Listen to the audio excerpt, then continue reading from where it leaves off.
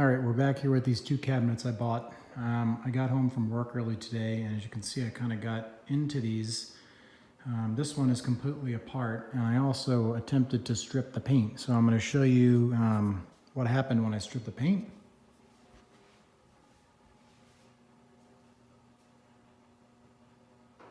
That's side number one. There is basically no damage to this side. There's a couple of spots, like you can kind of see, like right in there, that I got to get in there and just remove any residue from the paint. But as you can see, everything came off, and it came off very nicely. The cabinet has a little bit of water damage up at the top here. Kind of see it in the light better there. And then along the bottom, there's a little bit of water damage. Control panel, I'm not really sure what I'm going to do with this because I stripped the paint and came out fairly good. What I was going to do is just sand all this down and mask off the Nintendo, fix that red, and then just spray paint this black instead of using decals. As much as I like to replace the artwork with decals, it's never the same as the original. And I just like the way it sits on the cabinet. You don't have anything new on there. But the problem with this one is somebody drilled a hole through the front of the panel. So I don't really know what to do with this. I don't like to repair these because I've never had really great luck. I repaired my MK1 over there and put plugs in it, and took me like a week to sand and resand and fill it with wood filler. But you can kind of see in the light that it says Killer Instinct here. The other side came out just as good, if not better, as you can see from here. And the control panel again is in decent shape. There's a pretty good gouge right here, along with here, that I can again fill in, sand down, mask off, and then spray paint, and it'll look like new. But this side's got a little more damage down at the bottom there. You can kind of see the line there. It's almost like somebody put hot glue or something in there to maybe try to save it, because I can peel it off with my fingers. But as far as damage goes on this side, there's a little gouge here, a little thing here in Spinal's ribs, and again, a little bit of water damage up in this corner and in this corner. So I'm just going to leave that because it doesn't really do anything to detract from the cabinet itself. So, but the control panel, which is weird, I took these monitors out, and this one is a, they're both 29-inch, which I didn't realize. They're a bitch to get out. One of them, I almost broke my finger trying to get out. It landed on my finger because he didn't have the bottom bolted down. So this one works.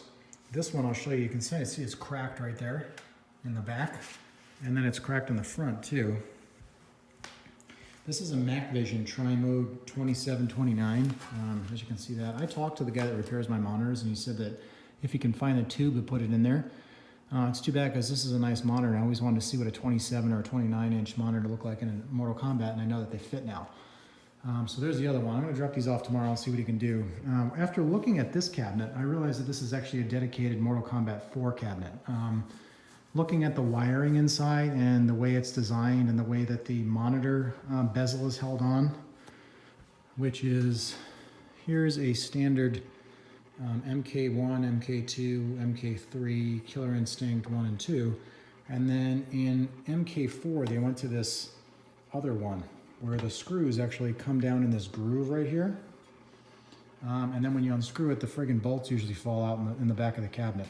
So looking at that and looking at some of the more current wiring, I also attempted to fill all this in with wood glue and clamp it because there was some damage here from when I got the glass out. The glass was actually somehow like physically attached all in here to the wood.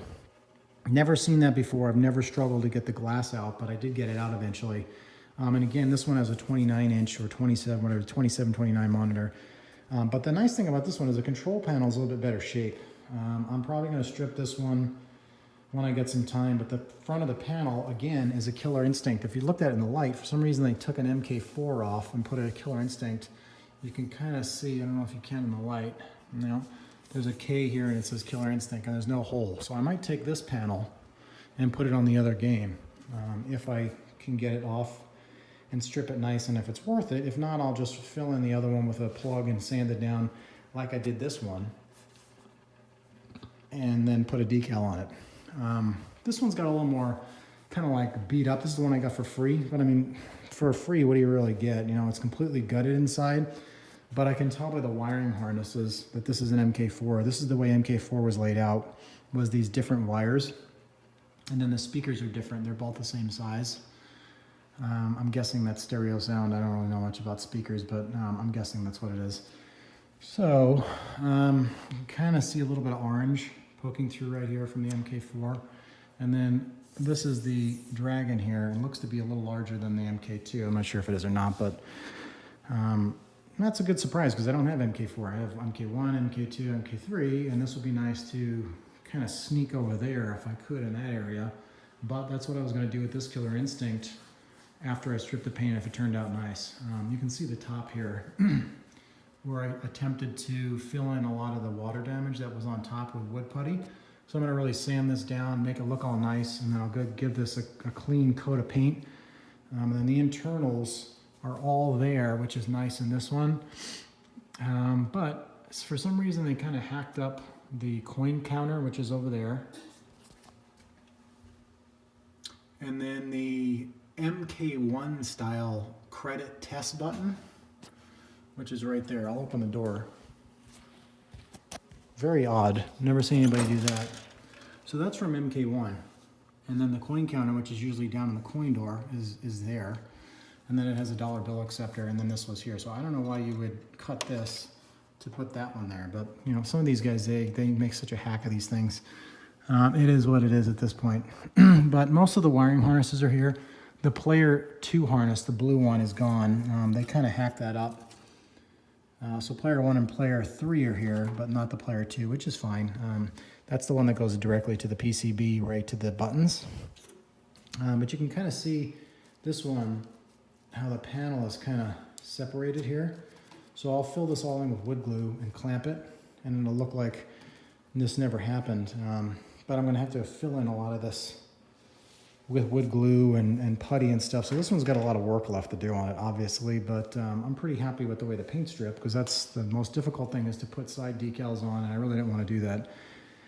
So again, this is what I use. Citrus strip. I leave it on for about 15 minutes tops. I do sections of about from here up, and I scrape them off with a plastic scraper, which is in this bucket over here. The metal ones, if you go too hard, it'll take the decal right off. I use one of these. It's a plastic scraper from Lowe's. And then I will get all that off, toss it away, and then I'll use something like this to really get in there with a little bit of soap and water and get the remaining residue off, and then I'll wipe the whole cabinet down with a sponge. And those are the results. So you can see it does work, and it works very well. If it's done well, and it has to be between like 65 and 80 degrees. If it's too hot or too cold, the stuff dries too fast, or it doesn't work and doesn't attack the paint properly. Anytime you use it, it does affect the white. It kind of adheres to the white in a different way than any other color on the cabinet. For some reason, I'm not sure, but you can see, I mean, it's perfect in a lot of these sections here. But you really have to agitate the shit out of it to get all the excess black paint. There's a little piece here I could probably, as I rub my finger, you can see it coming off.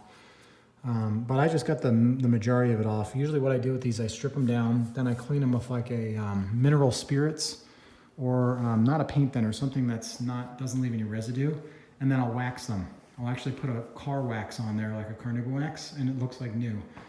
So hopefully this one will turn out a little bit better than I thought it would. When I got it last night, or actually this morning, because I didn't get home till like 11:30 and I was asleep. He delivered them this morning at 6:30 in the morning. Hopefully that one turns out like this one. And I'll have an MK4 Killer Instinct dedicated to put back in the collection, but again, running out of room. So I'm probably gonna have to do what you see here, which is put them side by side or back to back to fit them in here. So anyways, that's the story. I'll let you guys leave your comments, and hopefully this will turn out the way I want it to, which is near perfect. Thanks for watching.